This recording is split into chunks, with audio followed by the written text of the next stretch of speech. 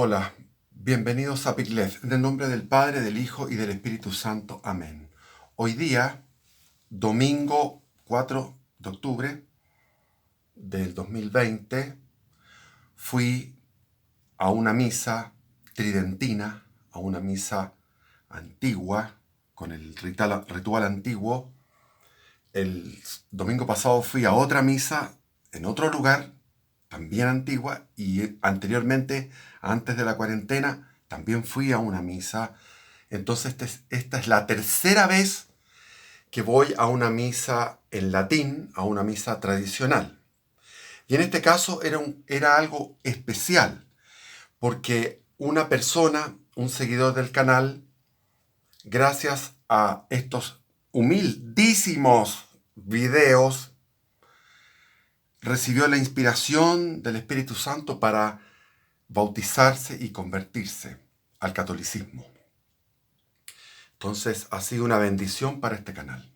Él se llama Pablo y yo lo acompañé como un apoderado, como un padrino, digamos, a su bautismo. Entonces primero fue la misa larga.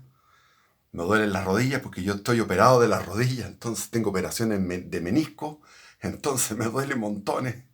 Y sufro cuando me arrodillo cualquier cantidad y ahí, Señor, Dios mío, perdona mis pecados. Así que mi arrodillarse es 3 veces al resto. Y bueno, estaba con él, precioso. Después hubo un bautismo lindísimo, sin apuro de tiempo. Y después hubo una celebración, una fiesta, donde conocí personajes extraordinarios. En el remanente fiel tradicional de la iglesia tradicional hay gente extraordinaria. No me pasa como cuando voy a la iglesia del Novus Ordo, a la iglesia moderna del Concilio Vaticano II, donde generalmente salgo decepcionado, porque la gente comulga y se ponen a conversar, bla, bla, bla, bla, y el templo, ninguna reverencia, ninguna adoración, etcétera, etcétera. Pero eso ya lo he hablado y no es el tema. El tema es que estaban hablando, se leyó la lectura y hoy día se celebraba Francisco de Asís. Entonces yo dije, chuta, tengo que hablar de Francisco de Asís. Pero resulta que yo estaba entrando a leer esto. Foucault y Derrida. Jacques Derrida y Foucault, un libro que me llegó. El pensamiento francés contemporáneo, este pelado de Foucault, que son es filosofía basura, postmodernista, no sé, tengo que leerlo porque no lo he leído nunca. Tengo pendiente 3 videos, porque estoy preparado como para 3 videos con respecto a este marxista, ¿cómo se llama? Ya se me olvidó el nombre, porque es tanto que no quiero hacer el video. ¡No quiero! Estoy cabreado de los marxistas culiados. Entonces, ¿qué pasa? Tengo que leer eso. Bueno, son cosas que yo me impongo. ¿Cómo se llama este? Bueno, ya se me va a venir el nombre. Sí, lo tengo. Imagínense que tengo para hacer 3 videos. ¿Cómo no va a tener el nombre? Es un italiano. Gramsci. Antonio Gramsci. Entonces, ¿qué pasa? Ahí me regalaron una bandera del aspa de Borgoña en la manifestación, que estuvo bien bonita, salvo los libertarios que andaban sacándole pica a los nazis, porque los nazis y los neonazis no podían salir del closet. Yo les dije, oye, no salgan del closet, chicos, pues estos cabros son así. Entonces los otros andaban con una... provocando a los nazis. Son tan pendejos los cabros. Bueno, son jóvenes. En todo caso, Dios se me impone. Quiere que hable de él. No quiere que hable de política ni del marxismo.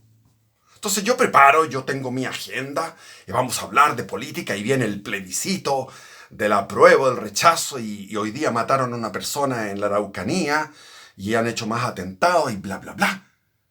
Pero quiere que hable de él. ¿Y cómo no voy a hablar de él si hoy día es San Francisco de Asís? Un santo que está deconstruido. ¿Cómo conocí a Francisco de Asís? Vamos a empezar por la cosa anecdotaria porque yo empiezo con mi vida porque por ahí me engarzo. Porque esto no lo he preparado académicamente. No es necesario prepararlo porque Francisco de Asís es para 4 o 5 videos, pero lo voy a tratar de hacer resumido. Yo ya estaba convertido. Yo me había convertido en base a la lectura de los evangelios, el evangelio de Mateo sobre todo, el evangelio de Mateo básicamente, en el capítulo 5, donde es el sermón de la montaña. Eso me produjo una conversión de lágrimas, de arrepentimiento de mis pecados. Yo tenía, para mi gusto, muchos pecados, hice una confesión general en el monasterio benedictino y llegó una película que se estrenó, se llamaba Hermano Sol, Hermana Luna. Era una película sobre Francisco de Asís. Esto es 1974, en la primavera de 1974. Se estrenó esta película en el Cine Oriente, que es el único cine que se mantiene todavía con vida, que está en Pedro de Valdivia, entre Providencia y Costanera. Es que se dan a veces recitales, el Cine Oriente famoso en Santiago. El Cinerama Santa Lucía desapareció el cine El Golf, que está ahora en la municipalidad de Las Condes, desapareció el cine Las Condes, que tantas películas que vi, desapareció el cine Ducal, el Normandí, el Rex, el cine España y bla, bla, bla. Miles de cines que habían, miles no, pero varios cines que habían en el centro. Entonces, es una pena, pero ahí es un cine que todavía está. Y fui a ver esa película Hermano Sol, Hermana Luna, y terminé llorando, pero llorando, llorando. Y me di cuenta que prendieron las luces, empezaron a correr las cortinas de una tremenda, una magna pantalla. Corrieron las cortinas y yo estaba llorando y habían mujeres llorando. Habían unas cuantas mujeres que quedaron ahí en el asiento llorando y yo también lloraba a moco tendido, pero con los mocos colgando, no había ido con ningún pañuelo, obviamente. Y de ahí aparecieron las historias de esta película. Esta película es ya una película deconstruida, es una película modernista de alguna forma, porque evita hablar de lo que vamos a hablar hoy día, de lo que es el San Francisco de Asís, y cómo se lo ha... Bueno, vamos. Entonces, en la película hay una parte que a mí me hizo llorar, que es el final. El final de la película empieza con la conversión de Francisco de Asís. Francisco de Asís era un hijo de un acaudalado fabricante de telares, o sea, tenía una industria textil en Asís, en Italia. Le había puesto Francisco porque le gustaba Francia, entonces era un nombre... Bueno, hay tantos detalles que no voy a hablar de eso. Tenía que ir a la guerra y a la guerra no pudo ir porque se enfermó. Era un buen mozo, era pequeño, pero muy buen mozo, muy agradable, no tuvo un cambio de personalidad muy grande, en el sentido de que él era un tipo muy agradable y de repente en esa enfermedad que le vino, no sé qué sería la enfermedad, ahí escucha la voz del Señor que le dice: no obedezcas al rey, porque él iba a ir a pelear por el rey. No obedece al amo, no al siervo. El siervo era el rey y el amo Dios, como era esa jerarquía de la Edad Media. Estamos hablando siglo XIII, contemporáneo a Santo Tomás de Aquino, San Alberto Magno, Abelardo, Eloísa, Santo Domingo Guzmán, fundador de los dominicos, ¿cómo se llama? San Bernardo de Claraval, contemporáneo a las cruzadas, contemporáneo a siglo XIII. Si yo pudiera viajar en el tiempo, iría al siglo XIII, iría al siglo I con Jesús y iría al siglo V de Pericles, el siglo V antes de Cristo, en Grecia. Grecia, Atenas y Esparta, siglo V antes de Cristo. Primero con Jesús, la vida de Jesús, y después siglo XIII. El siglo XIII es extraordinario. Cuando hablan los imbéciles, estúpidos, de que la Edad Media era lo peor, bueno, la Edad Media, olvídense, lo máximo. Lo máximo. Son una pléyade de santos. Entonces, él siente este llamado y entrega sus ropas a un mendigo. En la película aparece desnudo, se desnuda. Yo no sé si habrá sido así, no creo, porque había un pudor, no podía quedar desnudo. O sea, esa película produjo muchos problemas con los hijos adolescentes que tenían problemas con los padres. Entonces él sale en la película desnudo hacia el sol y toda esta cosa como ecologista del amor a las criaturas, Después el encuentro con Santa Clara preciosa. Pero lo que más vale en la película, que donde yo me puse a llorar, es cuando él va a la que no era todavía la Basílica de San Pedro, porque eso es construcción posterior, pero había una basílica antigua en la Edad Media, donde estaba el Papa con los cardenales, y él llega y lee un texto en latín, y después de leer el texto en latín se arrodilla con los brazos en cruz, él con un traje de saco, con los pies descalzos, eh, y le va a pedir la bendición del Papa para su orden religiosa, que son los hermanos menores, es decir, que no iban a ver, él no quería ser sacerdote porque era tan humilde que no se consideraba digno de ser sacerdote, y los hermanos que lo siguieron, había algunos que eran un amigo que tenía riquezas, que entregó toda su riqueza, la regaló a los pobres y lo siguió. Entonces él tenía 10 discípulos que dormían a la intemperie, llovía, vivían de la mendicidad y hacían caridad también de visitar a los enfermos, etcétera, lo que ustedes pueden imaginarse. Y finalmente está frente al Papa y después de leer ese texto tira el pergamino con el texto en latín. Eso es lo que dice la película, no sé si exactamente fue así. Y él empieza a recitar el texto del Evangelio, que es capítulo... es capítulo sexto ya de Mateo. Dice, no amontonen tesoros en la tierra donde la polilla lo destruyen, donde los ladrones... No, ¿dónde está esto? Bueno, no es esto. A ver. Confianza en la providencia del Divino Padre. Por eso les digo, no os preocupéis por vuestra vida, qué comeréis o qué beberéis, ni por vuestro cuerpo, con qué lo vestiréis. ¿No vale más la vida que el alimento y el cuerpo más que el vestido? Mirad las aves del cielo, que no siembran, ni siegan, ni juntan en graneros, y vuestro Padre Celestial las alimenta. ¿No valéis vosotros mucho más que ellas? ¿Y quién de vosotros puede, a mucho que se afane, añadir un codo a su estatura? Y por el vestido, ¿por qué os preocuparos? ¿Por qué os preocuparos? ¿Por qué preocuparos? Aprended de los lirios del campo, que no crecen, no trabajan ni hilan, mas yo os digo que ni Salomón con toda su magnificencia se vistió como uno de ellos. Y no os preocupéis del día del mañana, porque a cada día le baste su afán. Es exactamente el texto de la confianza en la divina providencia. Y la emoción interna que tenía San Francisco era que le dijo Dios, reconstruye mi iglesia. Y estaba la iglesia de San Damián, la Porciúncula, que estaba destruida esa iglesia, que era un templo, y él se dedicó con sus amigos que lo siguieron a reconstruir esta iglesia. Y efectivamente no era eso, era la iglesia en general, porque la iglesia había mucha riqueza, el clero estaba acostumbrado a la comodidad, a la riqueza. Entonces, Francisco de Asís nos enseña algo que yo me acuerdo leyendo, porque después leí la vida de San Francisco de Asís por San Buenaventura.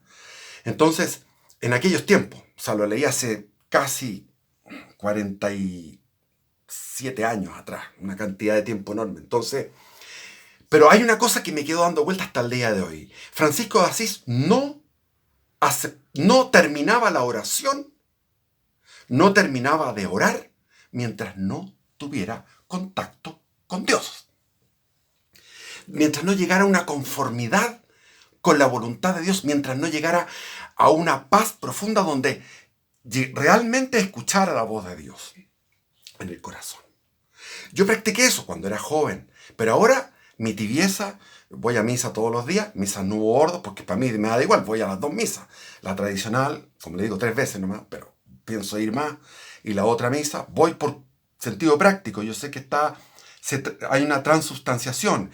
El sacerdote es un sacerdote polaco que hace la misa en 20 minutos, a una velocidad del rayo, así fuertísimo a la velocidad de este sacerdote polaco. Pero bueno, finalmente yo me quedo ahí y mi mente empieza a pensar en esto, en lo otro, en mis tibiezas, en mis cosas de mi mente. Y de repente pasa media hora y me levanto y me voy, teniendo tiempo. Malo. Francisco de Asís no se levantaba.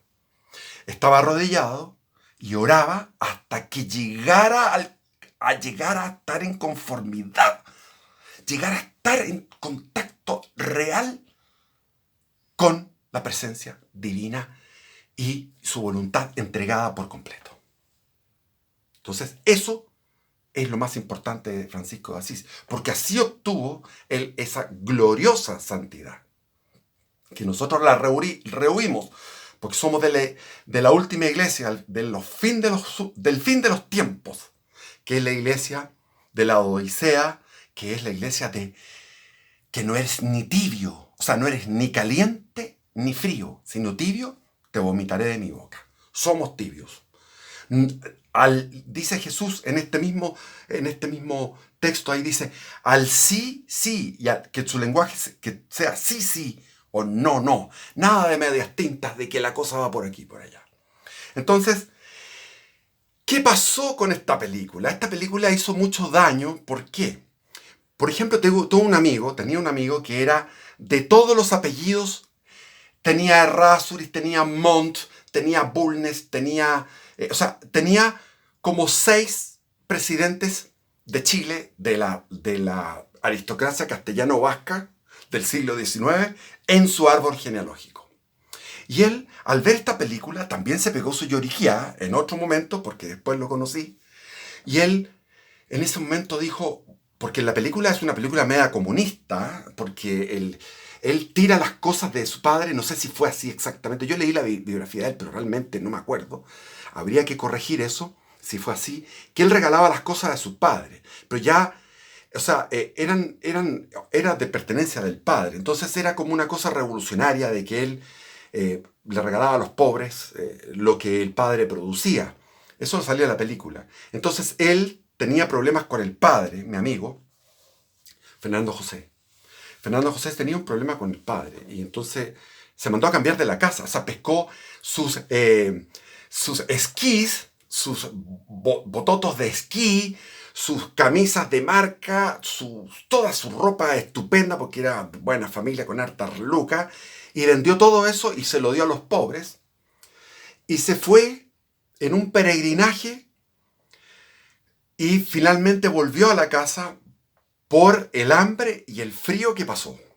Porque se las dio de Francisco de Asís, se entregó por completo. Y después entonces llegó a los jesuitas, y los jesuitas siempre llegaban estos personajes y me encargaban a mí de que yo me hiciera amigo para encauzarlo en la ruta de la ortodoxia, supuesta ortodoxia. Entonces estuve con él en el fundo de los padres, me acuerdo bien un verano, en ese verano estuve con él una semana en ese fundo, en unas casas antiguas, como de la época de los Carreras, en unas casas españolas antiguas, preciosas, y me tocaba compartir con él la pieza, unas piezas con imagínense, unos techos arriba y unas paredes de 1 metro de ancho.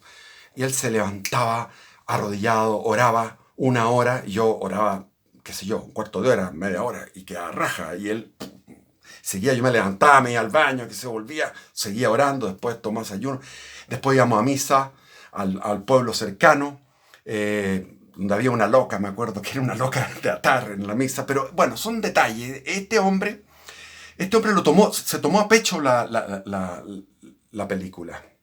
Y había otro amigo que me hice también, que era un compañero que se llamaba Juan Antonio Rojas, y Juan Antonio Rojas le gustó tanto la película que empezó a profundizar, se volcó al Evangelio, o sea, la película hizo bien, hizo mal, entonces se volcó al Evangelio y él quiso ser franciscano. Entonces ahí conocí a los franciscanos. En el año 1975, él me decía, hazte franciscano. Yo le decía, yo voy a ser jesuita. Y teníamos el otro amigo, que era Ernesto González, que quería ser benedictino. Así que los 3 amigos, uno quería ser franciscano, Juan Antonio Rojas, Ernesto González quería ser benedictino y yo quería ser jesuita. Entonces, entre los 3 dialogábamos, en los recreos del colegio, en los recreos largos, hablábamos de Dios todo el rato, hablábamos de Dios, no parábamos, era una cosa fantástica. Y Juan Antonio Rojas se fue, después estudió ingeniería comercial en la Chile, y yo lo acompañé a las clases de ingeniería comercial para ver y conocer a Miguel Cast. Entonces ahí conocí a Miguel Cast, fui a las clases de Miguel Cast, extraordinario, extraordinario. Era un tipo en todo caso bien desastrado, era todo como desastrado, como lleno de caspa, le daban, pero las clases eran notables en el tema de economía, que era ministro de plan de Pinochet. Y después mi amigo José Antonio Rojas se fue a Estados Unidos, nunca más lo vi. Después supe de él, por Facebook nos comunicamos y él está casado, tiene varias casas, trabajó como durante 30 años como taxista en Estados Unidos, en Florida, y ahí sigue viviendo él y se hizo judío ortodoxo. Entonces, bueno, cada uno sigue una historia más o menos. Ernesto González se metió al monasterio benedictino, tuvo problemas de acoso sexual, homosexual dentro del monasterio benedictino. El homosexual fue el que estaba miembro de la comunidad benedictina ha sido encubierta la historia, ha sido tapada la historia. Él decidió irse, se fue a los trapenses y los trapenses también tuvo el mismo problema. Pero ahí fue diferente. Ahí el padre Lino, que es un santo, padre Lino puso las normas y solucionó el problema. En ese caso, en los trapenses. Y mi amigo no soportó el ritmo de la trapa de los trapenses y se fue. Y ahora es un hombre que se dedicó a ser profesor, etc. Bueno, esos eran los tres. Pero yo empecé a tener muchos amigos y finalmente llegué a tener estos amigos de este tipo, que fueron fatales. Bueno, eso es otro cuento. Entonces, Francisco de Asís, espérate, ¿cuánto llevo? Uf, me cago. Entonces vámonos a Francisco de Asís de un viaje, porque ya, mucha anécdota. Francisco de Asís se ha hecho una profanación. El Papa Juan Pablo II hizo 3 encuentros en Asís, donde llevó a todas las religiones imaginables y sacó el Santísimo, lo sacaron y arriba del Santísimo pusieron una estatua de Buda. En las piezas, para no ofender a los judíos, sacaron los crucifijos y a los islámicos les dieron piezas en el mismo San Francisco en Asís para que miraran hacia la Meca y pudieran orar hacia la Meca. Llegaron cultos paganos de hechicería, de idolatrías, de distintos niveles, porque el paganismo es diferente, hay distintos niveles, no se puede a todo decir que todos son iguales, pero en todo caso, esos encuentros de Asís son una brutalidad que hizo la iglesia moderna y lo propició Juan Pablo II, 3 encuentros y después Benedicto XVI, un encuentro. Ahora, Francisco de Asís es todo lo contrario. Él fue en barco, o sea, en aquellos navíos de aquella época, en velero, estaba en las cruzadas y había cruzados en la zona del delta del Nilo, llegó a la desembocadura del Nilo y fue a entrevistarse con el sultán. Ahora, pidió permiso a los cruzados le dijeron, no te damos permiso, porque la orden de Alá, del falso Dios Alá, la orden del falso profeta Mahoma, es eliminar a los infieles. Por tanto, el sultán tiene orden de eliminar a todo cristiano. Iba Francisco de Asís con su mejor amigo, no me acuerdo cómo se llamaba, su discípulo, y se fueron los dos a hablar con el sultán. El sultán le dijo, ¿y ustedes qué vienen a hacer? Venimos a predicarles el verdadero evangelio, el verdadero Dios a los musulmanes. Y los consejeros le decían al sultán, bueno, echémosle al tiro, cortémosle la cabeza al tiro. Y el sultán me dijo, no, es que me impresiona la valentía de estos gallos. Así que, a ver, cuéntenme qué más. Le empezó a hablar, le dijo, le pidió Francisco de Asís, deme una tribuna para predicar y un intérprete, para predicarle a su tropa sobre el verdadero Dios. Entonces le dijo, no, pues eso se oponen mis sacerdotes, se opondrían a eso. Entonces Francisco de Asís le dijo al sultán, entonces haz una hoguera y cada uno va a entrar al fuego y el verdadero Dios se va a manifestar. El que sobreviva al fuego va a ser el del verdadero Dios. O sea, estaba copiando lo que había hecho el profeta Daniel. Que el profeta Daniel lo metieron a un horno y salió vivo, y después lo metieron a unos leones y también salió vivo. Entonces, estaba él con una fe increíble y el sultán dijo esto que son muy increíbles y los mandó de vuelta sin matarlos. Entonces, no existe eso que Francisco de Asís, todas las religiones, bueno. Francisco de Asís, lo más importante de él pasó ya en el 1226.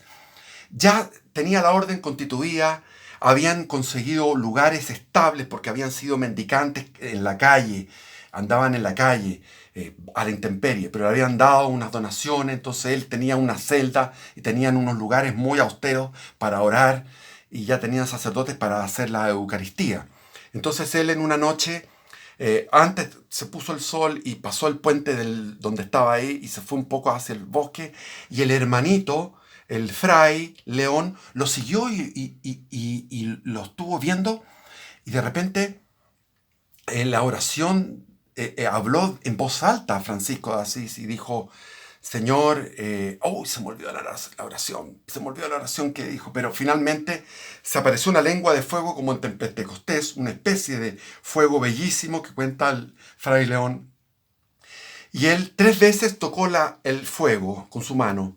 Entonces, después, fray León va donde Francisco y le dice, bueno, perdóname, pero yo desobedecí tus órdenes porque tú me decías que Francisco de Asís pedía estar solo en la oración, pero él estaba preocupado por su seguridad, lo acompañó, entonces dio todo esto. Y le dijo, no le cuentes a nadie, pero cuéntame qué pasó. Entonces le dijo que Dios le había regalado 3 monedas de oro. Entonces él pescó las monedas de oro que le aparecían en su mano y las tiraba al fuego como una ofrenda, porque las monedas de oro era también como una tentación. Quédate con la moneda de oro. Y Francisco así lo...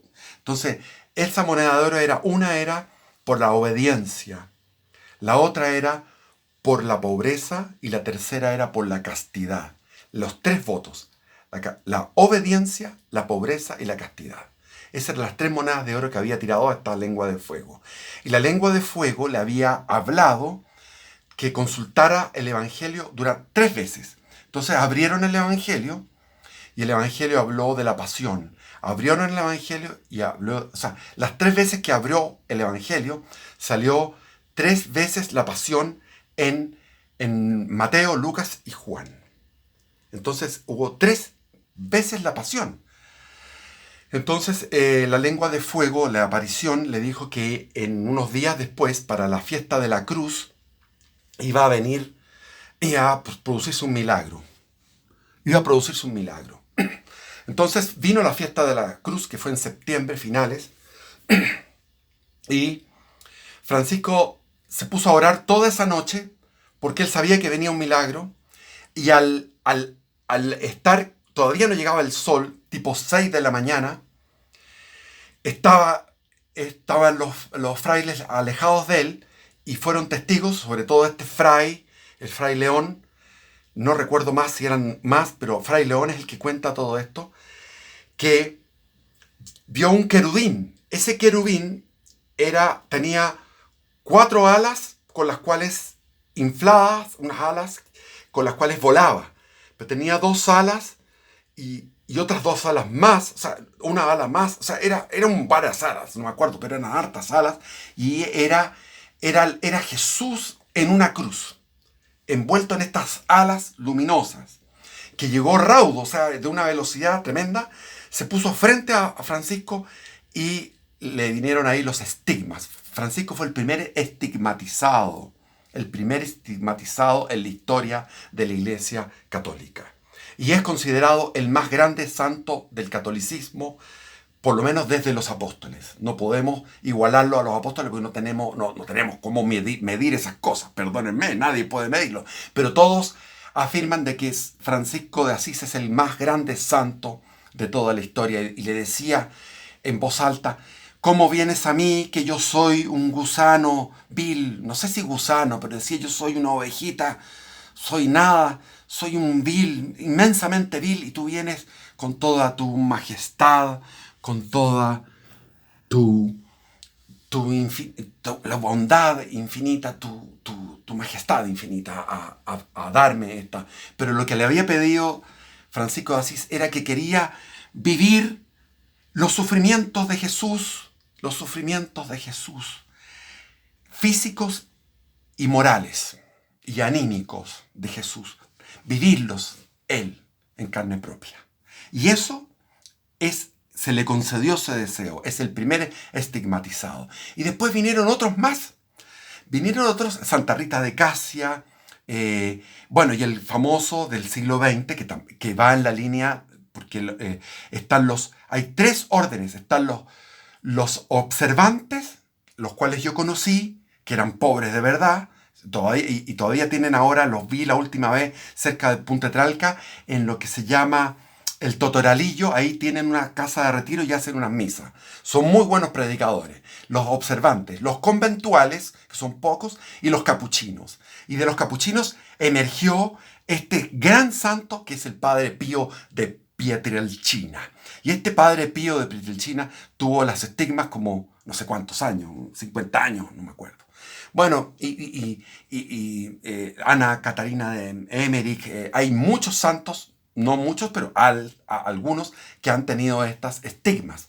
Y Francisco durante años estuvo con los estigmas, le tocaban su traje de saco, tenía un traje de saco de papa, y ese traje de silicio que se llama, es un saco muy burdo, muy bruto, que usaban los mendigos. Entonces tocaba a la gente y se sanaban. Era un verdadero Cristo en la tierra. Se convirtió en un verdadero Cristo en la tierra. Y su predicación sobre la pobreza me llegó tanto a mí que yo, hasta el día de hoy, me contagié de pobreza hasta el día de hoy. O sea, ateo andaba de pobre. Todo el rato con la pobreza para todos lados. Si ustedes ven esa experiencia de pescador artesanal, entonces era un Francisco así ateo. Me encantaba la pobreza, siempre me enamoré de la pobreza. La encuentro magnífica. Cuando veo gente con mucha plata me da como pena por ello. Digo, ¿cómo puede? Es una molestia, la riqueza es una molestia. Es una atadura. Lo mismo que la lujuria, lo mismo que el creerse macanudo y dictar uno las mismas leyes. Es decir, las tres monedas, que es la obediencia, castidad y pobreza. Pobreza, obediencia y castidad. Los tres votos de los religiosos. Y se me va el tiempo. Y esos estigmas, los campesinos que estaban ahí dieron testimonio porque había pastores, había leñadores, había gente en la zona de donde fue el milagro y dicen que hubo una luz durante una hora. Durante una hora hubo una luz intensa. Y estaban asustados, no sabían lo que pasaba. Así que hay testimonio de mucha gente que estaba en esa zona de un fenómeno sobrenatural potente, muy potente, los estigmas. Eso no sale en la película, hasta ahí no más llega. Muestran a Francisco como enemigo del Papa, más o menos, poco menos que enemigo del Papa, pero no era así tampoco, era muy obediente. Y el Papa reflexionó y dijo, este gallo vale, tráiganlo de vuelta, porque al principio lo rechazaron. Pero el Papa tuvo un sueño donde soñó que ese hombre iba a salvar la iglesia. Tráiganlo.